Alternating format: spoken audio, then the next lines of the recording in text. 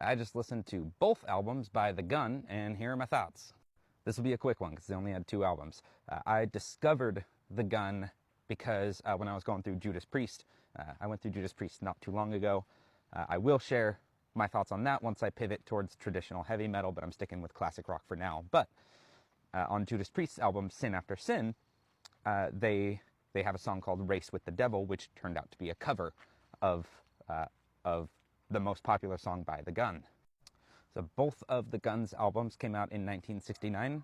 The first one, which was just called Gun, was released in March of 1969. It opens with Race with the Devil, and it is easy to see how this band ended up a one-hit wonder with this song, because this song is so specifically catchy and memorable.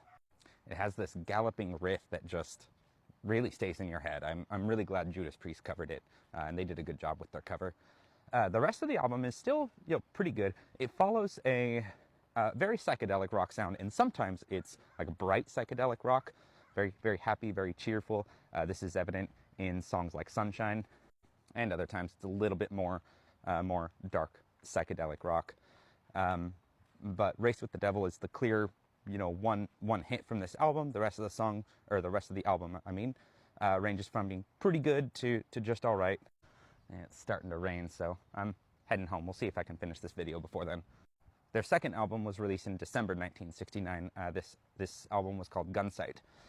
And while nothing on this album was quite as good as the song Race with the Devil, I still found this to be a solid enough album with 2 or 3 really good, really memorable songs that I added onto my playlist.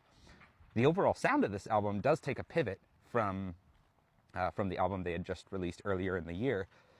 Rather than being very focused on psychedelic rock, whether that be, bright, sunshiny Woodstock psychedelic rock or more kind of occult psychedelic rock, this album's main inspiration to me sounded like it was like American folk. So it's still very much a classic rock album, but it has more of a American kind of road trip sound to it. I would even venture to say that this second album was a little more solid than their first, just didn't have anything as high as their one main hit. But that's the end of The Gun. The 2 main brothers, Paul and Adrian Gervitz, they go on to form a band called 3-Man Army, and then they change it to the Baker Gervitz Army when they get Ginger Baker on drums. But that's it for The Gun. Here are my favorite songs. Thank you for listening.